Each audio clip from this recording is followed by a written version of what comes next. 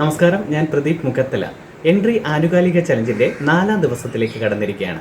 60 ചോദ്യങ്ങൾ നമ്മൾ പഠിച്ചു കഴിഞ്ഞ് പലപ്പോഴായിട്ട് റിവിഷൻ നടത്തുക, വീണ്ടും പഠിച്ചുകൊണ്ടേയിരിക്കുക. ഓരോ ദിവസവും സന്തോഷത്തോടെയാണ് എണീക്കേണ്ടത്.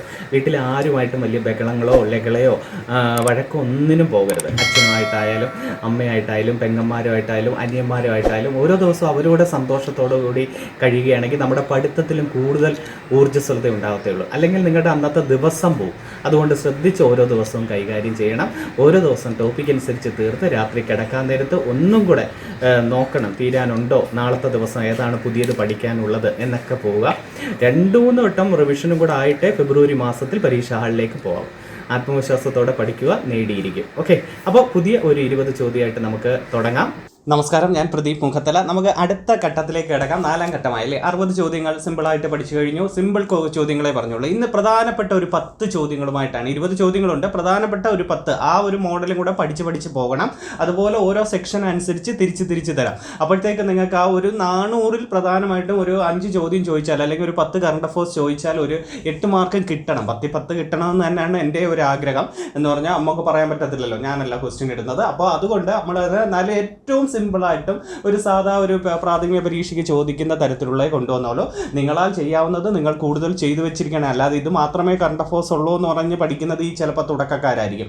ബാക്കി എക്സ്പീരിയൻസ് ആൻഡുകാർക്ക് തീർച്ചയായിട്ടും അറിയാൻ പറ്റും. ഇതൊന്നും അല്ല, കുറേ കൂടെ വായിക്കണം, ഡീപ്പായിട്ട് പഴയ നോട്ടുകൾ, 2019 കാര്യങ്ങൾ. അപ്പോൾ എനിക്കൊരു പരിധിയുണ്ട്. ആ പരിധിയിൽ നിന്നുകൊണ്ട് നിങ്ങൾക്ക് ഒരു സപ്പോർട്ട് എന്ന് പറയുന്നതാണ്. ഇന്നത്തെ ആദ്യത്തെ 10 എന്ന് പറഞ്ഞാൽ വെരി ഇമ്പോർട്ടൻറ്റ് ചോദ്യങ്ങളാണ്. ഓക്കെ, ഏതൊരു പരീക്ഷയ്ക്കും ഉണ്ടായിരിക്കും. ഒന്നുകിൽ ഒരു സുപ്രീം കോടതി ചീഫ് ജസ്റ്റിസ്, അല്ലെങ്കിൽ ഇപ്പോഴത്തെ അറ്റോർണി ജനറൽ ആര്, അല്ലെങ്കിൽ റിസർവ് ബാങ്കിൻ്റെ ഗവർണർ ആര്, ഇതൊക്കെ എപ്പോഴും കേൾക്കുന്നില്ലേ. നമ്മുടെ എനിക്ക് തോന്നുന്നു LP UP പരീക്ഷയ്ക്കും ഏതാണ്ട് ചോദിച്ചിട്ടുണ്ടായിരുന്നു അല്ലേ. അതുകൊണ്ട് ആ ഒരെണ്ണം ആദ്യമേ അങ്ങ് തരിക, ഒരു 10 പിന്നെ എന്ന് വെച്ചാൽ ഇത് മാത്രമല്ല, വേറെ അത് സെക്ഷൻ തിരിച്ച് നിങ്ങൾക്ക് മുമ്പിലേക്ക് തരാം. അപ്പോൾ നോക്കെ, ഒന്നാമത്തെ ഇന്ത്യയുടെ ഇപ്പോഴത്തെ സുപ്രീം കോടതി ചീഫ് ജസ്റ്റിസ് ആരെന്ന് വെച്ചാൽ ശരത് അരവിന്ദ് ബോബ്ഡെ ആണ്. ഇന്ത്യയുടെ ഇപ്പോഴത്തെ 47ാമത്തെ ആളാണ് ശരത് അരവിന്ദ് ബോബ്ഡെ എന്ന് പറയുന്നത്. ഇന്ത്യയുടെ ഇപ്പോഴത്തെ സുപ്രീം കോടതി ചീഫ് ജസ്റ്റിസ് ആരെന്ന് ചോദിച്ചാൽ അദ്ദേഹമാണ്. 47ാമത്തെയാണ്. സുപ്രീം കോടതി നിലവിൽ വന്ന വർഷം പഠിച്ചു വെച്ചിരിക്കണേ. എന്താണ്? 1950 ജനുവരി 28 ഇപ്പോഴത്തെ സുപ്രീം കോടതി.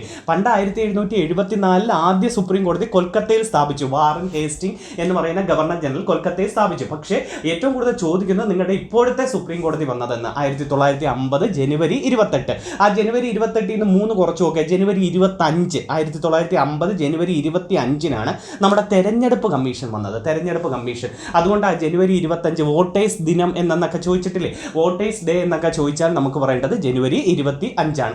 അപ്പോൾ 50ന്റെ 2 പഠിച്ചു. ഇനി 50ന്റെ 1 കൂടെ ചോദിക്കും. 1950 മാർച്ച് 15 നമ്മുടെ ആസൂത്രണ കമ്മീഷൻ, പ്ലാനിംഗ് കമ്മീഷൻ വന്നത്. ആസൂത്രണ കമ്മീഷൻ വന്നത് 50 മാർച്ച് 15. അത് 3 പഠിച്ചു വെച്ചേക്കണേ. 51 ഏറ്റവും കൂടുതൽ ചോദിച്ചിട്ടുള്ള പഞ്ചവത്സര പദ്ധതികൾ ആരംഭിച്ച വർഷം എന്തെന്നൊക്കെ ചോദിച്ചാൽ നമ്മൾ പറയേണ്ടത് 51. അപ്പോൾ സുപ്രീം കോടതി. പിന്നെ സുപ്രീം കോടതിയുടെ ഏറ്റവും കൂടുതൽ ചോദിക്കാൻ സാധ്യതയുള്ളത് ഈ സുപ്രീം കോടതി സ്ഥാപിക്കുന്നതിന് വ്യവസ്ഥ ചെയ്യുന്ന ഭരണഘടനാ വകുപ്പ് പഠിച്ചു വെച്ചേക്കണം. 124 ആർട്ടിക്കിൾ 124. പിന്നെ സുപ്രീം കോടതിയുടെ പിൻകോഡ് ചോദിച്ചിട്ടുണ്ട്. പിൻകോഡ് 110 201 നമ്മൾ പഠിച്ചു വെച്ചിരുന്നത്. അതായിരുന്നു ഒരു പരീക്ഷയ്ക്ക് ചോദിച്ചത്. ഇപ്പം സുപ്രീം കോടതിയുടെ പിൻകോഡ് മാറിയിട്ട് പിൻവലിച്ചിട്ട് എന്ത് തന്നെയായി? 110 001 തന്നെ, പഴയ പിൻകോഡ് തന്നെ നിലനിർത്തിയായിരുന്നു. 110 001 സുപ്രീം കോടതിയുടെ പിൻകോഡ് എന്ന് പറയുന്നത്. സുപ്രീം കോടതി ആസ്ഥാനം എവിടെയാണ്? ന്യൂഡൽഹിയിലാണ്. സുപ്രീം കോടതിയുടെ ആസ്ഥാനം എന്ന് പറയുന്നത് എവിടെയായിരുന്നു? ന്യൂഡൽഹിയിലാണ്, മറന്നു പോരുത്. അപ്പോൾ സുപ്രീം കോടതി ജഡ്ജിമാർ രാജിക്കത്ത് കൊടുക്കേണ്ടത് രാഷ്ട്രപതിക്കാണ്. നിയമിക്കുന്നതും രാഷ്ട്രപതി. സുപ്രീം കോടതി ജഡ്ജി ആയാലും ഹൈക്കോടതി ജസ്റ്റിസ് ആയാലും ജഡ്ജി ആയാലും രാജിക്കത്ത് കൊടുക്കേണ്ടത് ആർക്കായിരുന്നു? നമ്മുടെ രാഷ്ട്രപതിക്ക്. പിന്നെ ഒരു വനിത ഈ അടുത്ത കാലത്ത് ഫേമസ് ആയി, ഇന്ദു മൽഹോത്ര അല്ലേ. ഇന്ദു മൽഹോത്ര നല്ലൊരു കറണ്ട് അഫേഴ്സ് ആയിട്ടും പഠിച്ചു വെക്കാൻ പറ്റിയ. എന്തായിരുന്നു ചോദ്യം? സുപ്രീം കോടതിയിൽ അഭിഭാഷകയായിരിക്കെ തന്നെ സുപ്രീം കോടതി ജഡ്ജിയായി നിയമിതയാകുന്ന ആദ്യത്തെ വനിത ആരെന്നൊക്കെ ചോദിച്ചാൽ നമ്മൾ പറയേണ്ട ഏതായിരുന്നു? ഇന്ദു മൽഹോത്രയായിരുന്നു. അതൊക്കെ ഒന്ന് ഓർത്ത് വെച്ചിരിക്കുക. ഓക്കെ, നമുക്ക് തിരിച്ചു വരാം. നമ്മൾ അടുത്ത ചോദ്യത്തിലേക്ക് വരാം. പിന്നെ നമ്മുടെ സദാശിവം മറന്നു പോരുത്. പി സദാശിവം, കേരള ഗവർണറായ അദ്ദേഹത്തിന് ഒരു PSC പരീക്ഷയുടെ ഒരു ചോദ്യമുണ്ട്. എന്തായിരുന്നു? സുപ്രീം കോടതി ചീഫ് ജസ്റ്റിസ് ആയ ശേഷം ഗവർണറായ ഏക വ്യക്തി. സുപ്രീം കോടതി ചീഫ് ജസ്റ്റിസ് ആയ ശേഷം ഗവർണറായ, നമ്മുടെ കേരളത്തിലെ ഗവർണറായിരുന്നു അദ്ദേഹം. പി സദാശിവമാണ്. അതൊക്കെ ഓർക്കുക. ഇത് ഈ പി സദാശിവമാണ് കേരള നിയമസഭാ തെരഞ്ഞെടുപ്പിൽ വോട്ട് ചെയ്ത ആദ്യത്തെ കേരള ഗവർണർ ആരെന്നൊക്കെ ചോദിച്ചല്ലോ. പിന്നെ വെരി ഇമ്പോർട്ടൻറ്റ് പറയാൻ മറന്നുപോയി. സുപ്രീം കോടതി ജഡ്ജിയുടെ വിരമിക്കൽ പ്രായം 65 വയസ്സാണ്. വിരമിക്കൽ പ്രായം എത്രയാണ്? 60. ഹൈക്കോടതി ജഡ്ജിയുടെ എന്ന് ചോദിക്കുമ്പോൾ 62 വയസ്സും സുപ്രീം കോടതി ജഡ്ജിയുടെ വിരമിക്കൽ പ്രായം എത്രയെന്ന് ചോദിച്ചാൽ നമ്മൾ പറയേണ്ടത് എത്രയായിരുന്നു?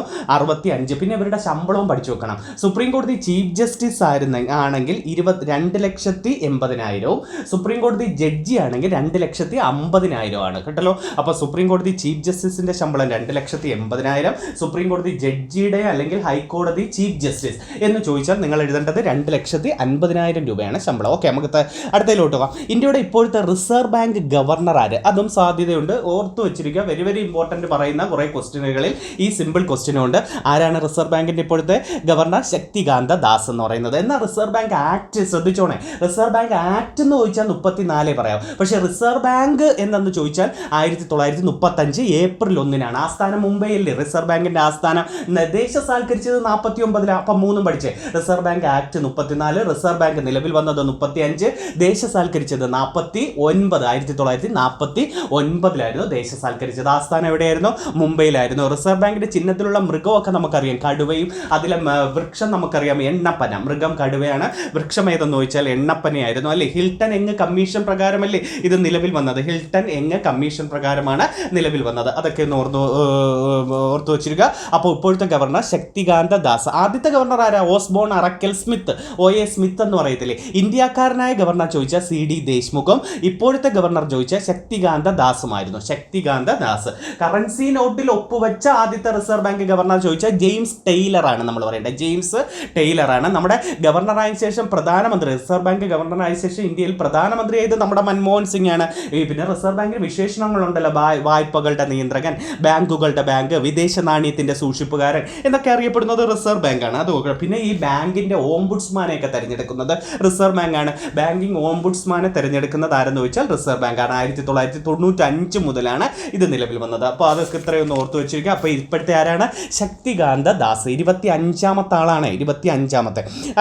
അടുത്ത ചോദ്യത്തിലേക്ക് വരാം. അടുത്ത ചോദ്യം എന്ന് പറഞ്ഞാൽ ഇപ്പോഴത്തെ attorney general of India KK Venugopal, നമ്മളെ മലയാളിയായ വേണുഗോപാലാണ് ഇപ്പോഴത്തെ ആരെന്ന് പറയുന്നത്, ഇപ്പോഴത്തെ അറ്റോർണി ജനറൽ ഓഫ് ഇന്ത്യ. അപ്പം 3 നമ്മൾ പഠിച്ചു.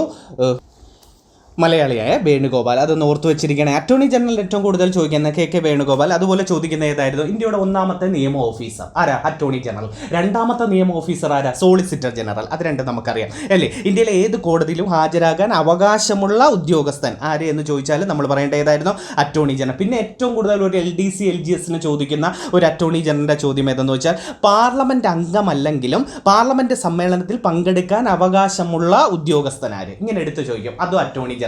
അപ്പോൾ പാർലമെന്റ് അംഗമല്ലെങ്കിലും പാർലമെന്റ് സമ്മേളനങ്ങളിൽ പങ്കെടുക്കാൻ അവകാശമുള്ള ഉദ്യോഗസ്ഥൻ ആരെന്ന് ചോദിച്ചാൽ അറ്റോർണി ജനറലിന്റെ ആർട്ടിക്കിൾ 76 അറ്റോർണി ജനറലിന്റെ ആർട്ടിക്കിൾ. അപ്പോൾ നിലവിലെ അറ്റോർണി ജനറൽ KK വേണുഗോപാലായിരുന്നു. ആദ്യത്തെ മലയാളിയാണ് അല്ലേ, അറ്റോർണി ജനറൽ ആകുന്ന ആദ്യത്തെ മലയാളി. അതിന് പകരമായിട്ട് നമ്മുടെ കേരളത്തിലേതാ? Advocate general. അത് താഴോട്ട് എഴുതിയിട്ടുണ്ട്. അടുത്തൊക്കെ controller and auditor general of India. ഇന്ത്യയുടെ ഇപ്പോഴത്തെ സോളിസിറ്റർ ജനറൽ ആരായിരുന്നു? തുഷാർ മേത്തയാണ് ഇപ്പോഴത്തെ 2ാമത്തെ നിയമ ഓഫീസർ. ഇന്ത്യയുടെ 2ാമത്തെ നിയമ ഓഫീസർ എന്ന് ചോദിച്ചാൽ സോളിസിറ്റർ ജനറൽ ആണ്. അദ്ദേഹത്തിന്റെ പേരും തുഷാർ മേത്തയായിരുന്നു. കൺട്രോളർ ആൻഡ് ഓഡിറ്റർ ജനറൽ ആരാണ്? ഗിരീഷ് ചന്ദ്ര മുർമു ആണ്. പൊതുഖജനാവിന്റെ കാവൽക്കാരെന്നും പബ്ലിക് അക്കൗണ്ട്സ് കമ്മിറ്റിയുടെ കണ്ണും കാതും അല്ലെങ്കിൽ സുഹൃത്തും വഴികാട്ടിയെന്നും പബ്ലിക് അക്കൗണ്ട്സ് കമ്മിറ്റിയുടെ കണ്ണും കാതും എന്നൊക്കെ അറിയപ്പെടുന്നത് ആരായിരുന്നു? നമ്മൾ പറയേണ്ടത് ഗിരീഷ് ചന്ദ്ര മുർമു ആയിരുന്നു. അതൊന്ന് ഓർത്തു വെച്ചിരിക്കണം. അപ്പം CAG കുറിച്ച് ഓർമ്മയുണ്ട്. CAGയുടെ ആർട്ടിക്കിൾ 148 നേരത്തെ പറഞ്ഞ അറ്റോർണി ജനറൽ എത്ര? അറ്റോർണി ജനറൽ ആർട്ടിക്കിൾ 76, CAGയുടെ ആർട്ടിക്കിൾ 148. CAG രാജിക്കത്ത് കൊടുക്കുന്നതായാലും തൽസ്ഥാനത്ത് നിന്ന് നീക്കുന്നതായാലും നിയമിക്കുന്നത് ആരെന്നൊക്കെ ചോദിച്ചാൽ നമ്മൾ പറയേണ്ടത് രാഷ്ട്രപതിയാണ്. 6 വർഷമാണ്, അഥവാ 65. പലരും 5 വർഷം പഠിച്ചു വെച്ചിരിക്കും. CAGയുടെ കാലാവധിയൊക്കെ 6 വർഷം അഥവാ 65 വയസ്സാണ്. ആദ്യത്തെ CAG ആരാന്നറിയാമോ? നരഹരി റാവു. നരഹരി റാവു ആണ് ആദ്യത്തെ കൺട്രോളർ ആൻഡ് ഓഡിറ്റർ ജനറൽ എന്ന് പറയുന്നത്. അടുത്ത ക്വസ്റ്റ്യൻ, ISROയുടെ ചെയർമാൻ ഇപ്പോഴത്തെ ഡോക്ടർ K. ശിവനായിരുന്നു അല്ലേ. റോക്കറ്റ് വുമണും ഉണ്ട്, ഋതു കരിതറും ഉണ്ട്, റോക്കറ്റ് മാൻ ഓഫ് ഇന്ത്യയും നമ്മൾ പഠിച്ചിട്ടുണ്ട്, ഡോക്ടർ K. ശിവൻ. കേരള ഹൈക്കോടതി ചീഫ് ജസ്റ്റിസ് S. മണികുമാർ ആണ് കേരള ഹൈക്കോടതിയുടെ പുതിയ ചീഫ് ജസ്റ്റിസ്. കേരള ഹൈക്കോടതി വന്ന വർഷം കൂടെ പഠിച്ചു വെച്ചേക്കണേ, 1956 നവംബർ 1. കേരള സംസ്ഥാനം രൂപം കൊള്ളുമ്പോൾ തന്നെയാണ് കേരള ഹൈക്കോടതി വരുന്നത്. കേരള PSC നിലവിൽ വന്നതും 56 നവംബർ 1. അത് ഇത്രയും ഓർത്ത് വെച്ചിരിക്കണം. അടുത്ത ക്വസ്റ്റ്യൻ നോക്കാം. കേരളത്തിന്റെ ഇപ്പോഴത്തെ ചീഫ് സെക്രട്ടറി വിശ്വാസ് മേത്ത. മേത്ത, കേരളത്തിൻ്റെ ലോകായുക്തയായിരുന്നു വെച്ചാൽ ജസ്റ്റിസ് സിറിയക് ജോസഫ്, കേരളത്തിലെ advocate general CP Sudhakara Prasad, കഴിഞ്ഞ ഒരു സുധാകര പ്രസാദിന് ക്യാബിനറ്റ് പദവി കിട്ടിയത് നമ്മളൊരു കറണ്ട് അഫയേഴ്സ് ആയിട്ട് പഠിച്ചു വെച്ചിട്ടുണ്ട്. ദേശീയ വിദ്യാഭ്യാസ നയം 2020 തയ്യാറാക്കിയ വ്യക്തി കസ്തൂരി രംഗനാണ്. നമ്മളെ പശ്ചിമഘട്ട പരിസ്ഥിതി ആഘാതത്തെക്കുറിച്ച് അന്വേഷിച്ചത് കസ്തൂരി രംഗൻ കമ്മീഷനൊക്കെ നമ്മൾ പഠിച്ചിട്ടില്ലേ. ദേശീയ വിദ്യാഭ്യാസ നയം 2020 തയ്യാറാക്കിയതായിരുന്നു കസ്തൂരി രംഗനായിരുന്നു. ഇതര സംസ്ഥാന തൊഴിലാളികളെ മലയാളം പഠിപ്പിക്കുന്ന സംസ്ഥാന സാക്ഷരതാ മിഷന്റെ പദ്ധതി ചങ്ങാതിയാണ്. അപ്പോൾ ആദ്യത്തെ 10 കണ്ട ഓരോ പേരുകളാണ്. അതിപ്പോഴേ കോർത്തിണക്കാൻ വേണ്ടിയാണ് നേരത്തെ തന്നത്. അപ്പോൾ അതങ്ങ് പഠിച്ചു തീർത്ത് വെക്കണം. ഇപ്പോൾ അടുത്ത ക്വസ്റ്റ്യൻ നോക്കാം. ഇത് നല്ലൊരു ക്വസ്റ്റ്യൻ. ഈ ചങ്ങാതി എന്ന് പറയുന്നത് സാക്ഷരതാ മിഷന്റെ പദ്ധതി. അയോധ്യ ഭൂമി തർക്ക കേസിൽ വിധി പറഞ്ഞ 5 അംഗ ബെഞ്ചിന്റെ തലവൻ രഞ്ജൻ ഗൊഗോയി ആയിരുന്നു. തലവൻ എന്ന് പറയുന്നത് വിധി വന്നത് 2019 നവംബർ 9 ഡേറ്റ് ഓർമ്മ വേണേ, നവംബർ 9. കേരളത്തിൽ നവോത്ഥാന പഠന മ്യൂസിയം വരുന്നത് തിരുവനന്തപുരം ജില്ലയിലാണ്. അലഹബാദ് നഗരത്തിന്റെ പുതിയ പേരാണ് പ്രയാഗ്രാജ്. അലഹബാദ് നഗരത്തിന്റെ പുതിയ പേരെന്തായിരുന്നു? പ്രയാഗ്രാജ് എന്നായിരുന്നു. അടുത്ത നോക്കെ. കേരളത്തിൽ ആദ്യമായി വനിതാ പോലീസ് ബറ്റാലിയൻ കമാൻഡന്റ് ആയിട്ട് വന്നത് ആർ നിശാന്തിനിയാണ്. ആദ്യമായിട്ട് ഒരു വനിതാ പോലീസ് ബറ്റാലിയൻ കമാൻഡന്റ് വരുന്നത് ആർ നിശാന്തിനി. മഹാത്മാഗാന്ധി ഗ്രാമീണ തൊഴിലുറപ്പ് പദ്ധതി പ്രകാരം ഏറ്റവും കൂടുതൽ തൊഴിൽ നൽകുന്ന സംസ്ഥാനം, എമൗണ്ട് അല്ല, അത് ഹരിയാനയാണ്. തൊഴിൽ നൽകുന്ന സംസ്ഥാനം ഏതെന്ന് ചോദിച്ചാൽ നമ്മൾ പറയേണ്ടത് ഉത്തർപ്രദേശാണ്. 2019 ഇന്ത്യൻ ആർമി സിന്ധു നദിക്ക് കുറുകെ നിർമ്മിച്ച ഏറ്റവും നീളം കൂടിയ സസ്പെൻഷൻ ബ്രിഡ്ജ് ഏതെന്ന് ചോദിച്ചിട്ടുണ്ട്. മൈത്രി ബ്രിഡ്ജ് ഏത് നദിക്ക് കുറുകെ എന്നൊക്കെ ചോദിച്ചിട്ടുണ്ട്. സിന്ധു നദിയാണ്. ഇന്ത്യയുടെ രണ്ടാമത്തെ ഫിലിം ആൻഡ് ടെലിവിഷൻ ഇൻസ്റ്റിറ്റ്യൂട്ട് നിലവിൽ. നമ്മൾ പൊതുവെ ഫിലിം ആൻഡ് ടെലിവിഷൻ ഇൻസ്റ്റിറ്റ്യൂട്ട് എവിടെ പൂന, ഇങ്ങനെയല്ലേ നമ്മൾ PSCക്ക് നമ്മൾ പഠിച്ചു വെച്ചിരിക്കുന്നത്. പക്ഷേ ഇപ്പോൾ എന്താ വീണ്ടും ഒരെണ്ണം കൂടെ വന്നു. ഇന്ത്യയുടെ രണ്ടാമത്തെ ഫിലിം ആൻഡ് ടെലിവിഷൻ ഇൻസ്റ്റിറ്റ്യൂട്ട് നിലവിൽ വരുന്നത് അരുണാചൽ പ്രദേശിലാണ്. യുദ്ധവിമാനം ഒറ്റയ്ക്ക് പറത്തിയ ആദ്യത്തെ ഇന്ത്യൻ വനിത. വെരി ഇമ്പോർട്ടൻ്റ് കൊടുത്തോ. ഇതൊക്കെ പല പരീക്ഷയ്ക്കും ചോദിച്ചിട്ടുള്ളതാണ്. ഇനിയും സാധ്യതയുണ്ട്. യുദ്ധവിമാനം ഒറ്റയ്ക്ക് പറത്തിയ ആദ്യത്തെ ഇന്ത്യൻ വനിത ഏതെന്ന് വെച്ചാൽ ആവണി ചതുർവേദിയാണ്. മിഗ് 21 എന്ന് പറയുന്ന വിമാനമായിരുന്നു. രണ്ടാമത്തെ വനിത ഭാവന കാന്ത് ആയിരുന്നു. ആയിരുന്നു. അപ്പോൾ ആദ്യത്തെ വനിത ആവണി ചതുർവേദി, രണ്ടാമത്തെ വനിത ഏതായിരുന്നു? ഭാവന കാന്ത്. അപ്പം ഓക്കെ, സിമ്പിളായിട്ട് അത് തീർന്നു. ആ 20 ചോദ്യം ഒന്ന് റിവിഷൻ നടത്തി വെക്കണം. ഇപ്പോൾ നമ്മൾ 80ാമത്തെ ചോദ്യത്തിലേക്ക് കിടക്കുകയാണ്. അത് ഒന്ന് റിവിഷൻ നടത്തി പഠിച്ചു വെച്ചിരിക്കണം. ഓക്കെ, ഇനി കുറച്ച് GK വേണമെങ്കിൽ ഒരു 10 മിനിറ്റ് പലരും പറഞ്ഞു സാറേ അവസാനം ഒന്ന് പറഞ്ഞു പോകുമ്പോൾ ഞങ്ങൾക്ക് ഒരു റിവിഷൻ സെക്ഷൻ ആവും. ഓക്കെ, കുറച്ച് കൺഫ്യൂസിങ് ഫാക്ട്സ് വേണമെങ്കിൽ ഞാനൊന്ന് പറഞ്ഞുതരാം. കുറച്ച് നമ്മൾ പൊതുവേ പറയുന്ന വാട്ടർ ഗ്യാസും പ്രൊഡ്യൂസർ ഗ്യാസും ചോദിക്കാൻ സാധ്യതയുള്ളൊരു ക്വസ്റ്റ്യനാണ്. കാർബൺ മോണോക്സൈഡും ഹൈഡ്രജനുമാണ് കയറി വരുന്നതെങ്കിൽ അത് വാട്ടർ ഗ്യാസും. പ്രൊഡ്യൂസർ ഗ്യാസിന്റെ മിശ്രിതം ഏതൊക്കെയാണ്? കാർബൺ മോണോക്സൈഡും നൈട്രജനും ഹൈഡ്രജനും. നൈട്രജനാണ് പ്രധാനം. അപ്പോൾ ഒന്നും കൂടെ, വാട്ടർ ഗ്യാസിൽ ആരൊക്കെയാണ്? കാർബൺ മോണോക്സൈഡും ഹൈഡ്രജനും. പ്രൊഡ്യൂസർ ഗ്യാസിൽ ആരൊക്കെയാണ്? കാർബൺ മോണോക്സൈഡും നൈട്രജനും. പിന്നെ ഹൈഡ്രജനും അതിൽ കയറി വരുന്നുണ്ട്. പിന്നെ ചോദിക്കാൻ സാധ്യതയുള്ള ജലത്തിന്റെ വ്യാപ്തം കൂടുന്ന താപനില 0 ഡിഗ്രി സെൽഷ്യസ് ആണ്. പക്ഷേ ജലത്തിന്റെ സാന്ദ്രത കൂടിയ താപനില 4 ഡിഗ്രി സെൽഷ്യസ്. തെറ്റിപ്പോരുത്. വ്യാപ്തമാണ് കൂടുന്ന താപനില ചോദിച്ചാൽ 0 ഡിഗ്രി സെൽഷ്യസും ജലത്തിന്റെ സാന്ദ്രത കൂടിയ താപനില ചോദിച്ചാൽ 4 ഡിഗ്രി സെൽഷ്യസും ആണ്. ഓക്കെ, അത് പഠിച്ചു. പിന്നെ നമ്മൾ പഠിക്കേണ്ട ആസൂത്രണ കമ്മീഷൻ 1950 മാർച്ച് 15 പഠിച്ചു. ഈ ആസൂത്രണ കമ്മീഷന് പകരം വന്നത് നീതി ആയോഗ് എന്നാ വന്നതെന്ന് ചോദിക്കാം. 2015 ജനുവരി 1. 50 മാർച്ച് 15 ആസൂത്രണ കമ്മീഷൻ. നീതി ആയോഗ് എന്നാണ് ചോദിച്ചാൽ 2015 ജനുവരി 1. അതുപോലെ കൂൺ വളർത്തലും ഉണ്ട്, കൂണി കൾച്ചറും ഉണ്ട്. തെറ്റിപ്പോരുത്. കൂൺ വളർത്തൽ, ഈ കൂൺ കൃഷി ഉണ്ടല്ലോ, കൂൺ വളർത്തൽ എന്തുമായി ബന്ധപ്പെടുന്നു? കൂൺ വളർത്തൽ അറിയപ്പെടുന്നത് മഷ്റൂം കൾച്ചറാണ്.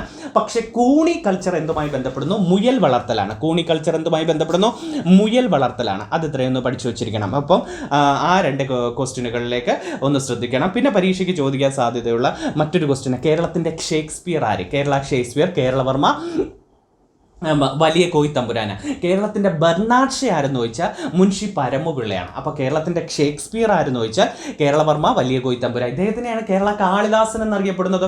ഇന്ത്യൻ ഷേക്സ്പിയർ എന്നറിയപ്പെടുന്നത് കാളിദാസൻ. അപ്പോൾ കേരള കാളിദാസൻ എന്നറിയപ്പെടുന്നത് കേരളവർമ്മ വലിയ കോയി തമ്പുരാൻ. ഒരു പക്ഷേ കേരള ഷേക്സ്പിയർ എന്ന് ചോദിച്ചാലും നമ്മൾ എഴുതേണ്ട ആരാ? കേരളവർമ്മ വലിയ കോയി തമ്പുരാൻ. നമ്മൾ പഠിച്ചു വെച്ചിട്ടുണ്ട്. ഈ മലയാള മനോരമ പത്രത്തിന് ആ പേര് കൊടുത്തത് ആരെന്നൊക്കെ ചോദിച്ചാലും കേരളവർമ്മ വലിയ കോയി തമ്പുരാൻ്റെ പേരാണ് നമ്മൾ പഠിക്കുന്നത് അല്ലേ. മലയാള മനോരമ പത്രം ഏത് ജില്ലയിൽ നിന്നാണ് വന്നത്? കോട്ടയം. മാതൃഭൂമി പത്രം ഏത് ജില്ലയിൽ നിന്നാണ് വന്നത്? മാതൃഭൂമി പത്രം കോഴിക്കോട് ജില്ലയിൽ നിന്നാണ് നമ്മൾ പഠിക്കുന്നത്. അപ്പോൾ കേരളത്തിൻ്റെ ബെർണാഡ് ഷാ ആരെന്ന് ചോദിച്ചാൽ മുൻഷി പരമുപിള്ളയാണ് നമ്മൾ പറയേണ്ടത്. മുൻഷി പരമുപിള്ളയാണ് നമ്മൾ പറയേണ്ടത്. അത് നല്ലൊരു ക്വസ്റ്റ്യനാണ്. അത് ഒന്ന് പഠിച്ചു വെച്ചിരിക്കണം.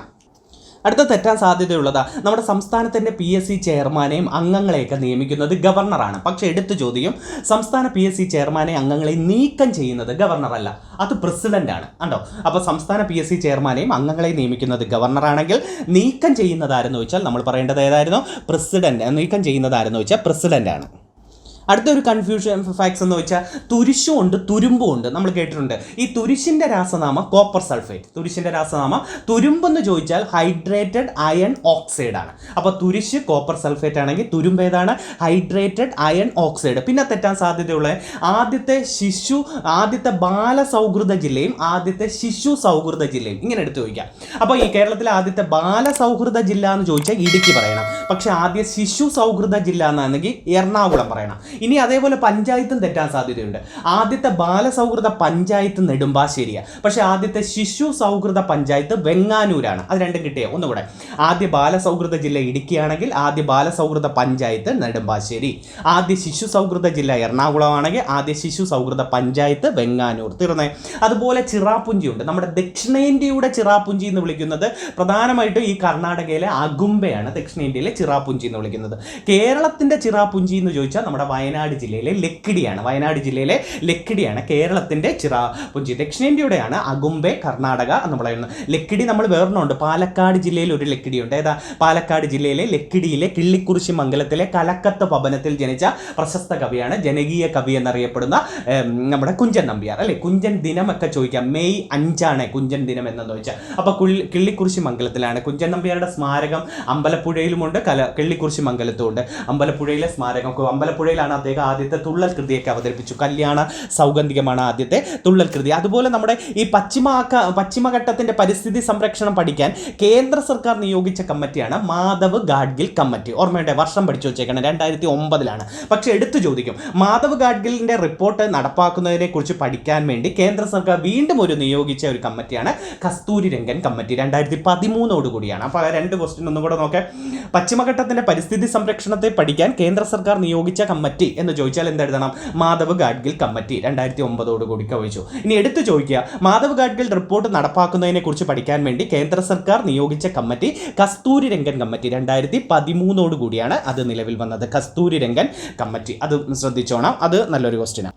പിന്നെ ഒരു കൺഫ്യൂസിങ് ഫാക്ട്സ്, നമുക്ക് ഈ പത്മശ്രീ നേടിയ ആദ്യത്തെ മലയാളി ആരെന്ന് വെച്ചിട്ടില്ലേ? പത്മശ്രീ നേടിയ ആദ്യ മലയാളി കാർട്ടൂണിസ്റ്റ് ശങ്കറാണ്. അതായത് അത് ഡൽഹി നോമിനേഷനിലൂടെയാണ് കിട്ടുന്നത്. പക്ഷെ നമ്മുടെ കേരളത്തിൽ നിന്നും ആദ്യമായി നോമിനേറ്റ് ചെയ്ത പത്മശ്രീ നേടിയ വ്യക്തി ആരെന്ന് വെച്ചാൽ പേരകത്ത് വർഗീസ് വെഞ്ചമിൻ. 1955 കൂടിയാണ്. അപ്പോൾ 1954 ഇതെല്ലാം കൊടുക്കുന്നത്. ഏതൊക്കെയാണ്? ഭാരതരത്നം, പത്മവിഭൂഷൺ, പത്മഭൂഷൺ, പത്മശ്രീ. ഇത് 4 കൊടുത്തത് 1954. 54 ഒരു മലയാളിക്ക് ലഭിച്ചായിരുന്നു. പത്മശ്രീ നേടിയ ആദ്യ മലയാളി ആരെന്ന് വെച്ചാൽ ഡൽഹി നോമിനേഷനിലൂടെ കാർട്ടൂണിസ്റ്റ് ശങ്കർ. പക്ഷേ പത്മശ്രീ നേടുന്ന ആദ്യത്തെ കേരളത്തിൽ നിന്നുള്ള മലയാളി എന്ന് എടുത്തു ചോദിച്ചാൽ പേരകത്ത് വർഗീസ് ബെഞ്ചമിൻ ആണ് പറയേണ്ടത്. അത് 1955. കറുത്ത മരണം എന്നറിയപ്പെടുന്ന രോഗം ഏതാ? പ്ലേഗ്. വെളുത്ത പ്ലേഗ് എന്ന് അവരെ നാമം ക്ഷയത്തിനാണ്. കറുത്ത മരണം പ്ലേഗ് ആണെങ്കിൽ വെളുത്ത പ്ലേഗ് ഏതായിരുന്നു? ക്ഷയം. പിന്നെ ഒരു സിമ്പിൾ ക്വസ്റ്റ്യൻ, ലോഹങ്ങളുടെ രാജാവ് എന്നറിയപ്പെടുന്നത് സ്വർണ്ണമാണ്, പക്ഷേ രാസവസ്തുക്കളുടെ രാജാവാണ് സൾഫ്യൂരിക് ആസിഡ് അല്ലേ? ലോഹങ്ങളുടെ രാജാവ് എന്നറിയപ്പെടുന്നത് സ്വർണ്ണമാണെങ്കിൽ രാസവസ്തുക്കളുടെ രാജാവ് എന്നറിയപ്പെടുന്നത് ആരായിരുന്നു? Sulphuric acid. അതേപോലെ ചോദിക്കാൻ സാധ്യതയുള്ള ഈ പെരുന്തേനരുവി വെള്ളച്ചാട്ടം പത്തനംതിട്ട ജില്ലയിലാണ്. പക്ഷേ പൂന്തേനരുവി വെള്ളച്ചാട്ടം ഇടുക്കി ജില്ലയിലാണ്. നമ്മളെ പാലരുവി വെള്ളച്ചാട്ടം കൊല്ലം ജില്ലയിലാണ്. ഒന്നുകൂടെ, പെരുന്തേനരുവി വെള്ളച്ചാട്ടം പത്തനംതിട്ടയാണെങ്കിൽ പമ്പാ നദി നമ്മൾ പഠിച്ചിട്ടില്ലേ? പൂന്തേനരുവി വെള്ളച്ചാട്ടം ഇടുക്കി ജില്ലയിലാണെങ്കിൽ പാലരുവി വെള്ളച്ചാട്ടം ഏത് ജില്ലയിൽ നിന്ന് ചോദിക്കാം? പാലരുവി വെള്ളച്ചാട്ടം ഏത് ജില്ലയിലാണ് നമ്മൾ പറയേണ്ടത്? കൊല്ലം ജില്ലയിലാണ് പറയേണ്ടത്. അതുപോലെ ഭൂമിയുടെ ഏറ്റവും അടുത്ത നക്ഷത്രം ഏതെന്ന് ചോദിച്ചാൽ സൂര്യനാണ്. പക്ഷെ ഭൂമിയുടെ ഏറ്റവും അടുത്ത നക്ഷത്രം ഇങ്ങനെ എടുത്തു ചോദിക്കൂനെ. ഭൂമിയുടെ ഏറ്റവും അടുത്ത ആകാശഗോളം ചന്ദ്രനാ പറയേണ്ടത്. ഭൂമിയുടെ ഏറ്റവും അടുത്ത ഗ്രഹം ചോദിച്ചാൽ ശുക്രനാ പറയേണ്ടത്. അപ്പോൾ 3 തെറ്റരുത്. ഭൂമിയുടെ ഏറ്റവും അടുത്ത നക്ഷത്രം എന്ന് ചോദിച്ചാൽ സൂര്യൻ, ഭൂമിയുടെ ഏറ്റവും അടുത്ത ആകാശഗോളം ചോദിച്ചാൽ ചന്ദ്രൻ, ഭൂമിയുടെ ഏറ്റവും അടുത്ത ഗ്രഹം ചോദിച്ചാൽ ഏതായിരുന്നു നമ്മൾ പറയേണ്ടത്? ശുക്രനാണ് നമ്മൾ പറയേണ്ടത് അല്ലേ? സൗരയൂഥങ്ങളിൽ ഗ്രഹങ്ങളിൽ ഈ ഭൂമിയുടെ സ്ഥാനം 5. അതേപോലെ എടുത്തു ചോദിക്കും, സൗരയൂഥങ്ങളിൽ ഉപഗ്രഹങ്ങളിൽ നമ്മുടെ ചന്ദ്രന്റെ സ്ഥാനം 5. അപ്പം ഭൂമിയുടെ സ്ഥാനം ഗ്രഹങ്ങളിൽ വെച്ച് 5ാം സ്ഥാനമാണ്. ചന്ദ്രന്റെ സ്ഥാനം ഉപഗ്രഹങ്ങളിൽ വെച്ച് എത്രാം സ്ഥാനമാണ് നമ്മൾ പറയേണ്ടത്? 5ാം സ്ഥാനമാണ് പറയേണ്ടത്. അത് രണ്ടും ഒന്ന് ശ്രദ്ധിച്ച് പഠിച്ചു വെച്ചിരിക്കണം. അത് ഒരു കൺഫ്യൂസിങ് ഫാക്ട്സ് അല്ല, നമ്മുടെ ഇപ്പോൾ സാധാ ചോദ്യം വരുന്ന ഒരു ക്വസ്റ്റ്യനുകളാണ്. അതൊക്കെ ഒന്ന് ശ്രദ്ധിച്ചു വെക്കുക. പിന്നെ പരീക്ഷയ്ക്ക് ചോദിക്കാൻ സാധ്യതയുള്ളത് ഈ ഈ കൊച്ചു കൊച്ചു ക്വസ്റ്റ്യൻ നമ്മളെ കഥകളിയുടെ ആദ്യകാല നാമം രാമനാട്ടം എന്നല്ലേ, പക്ഷേ കഥകളിയുടെ സാഹിത്യ രൂപം എന്ന് ചോദിച്ചാൽ ആട്ടക്കഥ എന്ന് പറയേണ്ടത്. കഥകളിയുടെ ആദ്യകാല നാമം രാമനാട്ടം, നമ്മളെ കൊട്ടാരക്കര തമ്പുരാൻ കൊണ്ടുവന്നതായിരുന്നു. പക്ഷേ കഥകളിയുടെ സാഹിത്യ രൂപം ഏതെന്ന് ചോദിച്ചാൽ നമ്മൾ പറയേണ്ട ഏതായിരുന്നു? ആട്ടക്കഥയായിരുന്നു അത് പറയേണ്ടത്. ഓക്കെ, അതേപോലെ നീല ലിറ്റ്മസിനെ ചുവപ്പാക്കുന്നതാണ് ആസിഡ്. ഇനി തിരിഞ്ഞു പോകും, ചുവന്ന ലിറ്റ്മസിനെ നീലയാക്കുന്നത് ബേസ്, ആൽക്കലി. അത് രണ്ടും തിരിഞ്ഞു. അതൊക്കെ ഇപ്പോൾ ലൈറ്റായിട്ട് പഠിക്കും. അവിടെ ചെന്നിരുന്നു ആസിഡ് ആൽക്കലി, ആസിഡ് ആൽക്കലി, ഇങ്ങനെ ഒരു കൺഫ്യൂഷൻ വരും ഈ തുടക്കക്കാർക്ക്. അതുകൊണ്ട് അവർക്ക് സിമ്പിൾ, നീല ലിറ്റ്മസിനെ ചുവപ്പാക്കുന്നത് ആസിഡും ചുവന്ന ലിറ്റ്മസിനെ നീലയാക്കുന്നത് ഏതായിരുന്നു? നമ്മൾ പറയേണ്ടത് ബേസുമാണ്. ചുവന്ന ലിറ്റ്മസിനെ നീലയാക്കുന്നത് ആൽക്കലിയുമാണ്. അത് ഇത്രയും നോക്കുക. ഓക്കെ, ഇതേപോലെ കൊച്ചു കൊച്ചു കുറേ ക്വസ്റ്റ്യനുകളുമായിട്ട് നമുക്ക് വീണ്ടും കാണാം.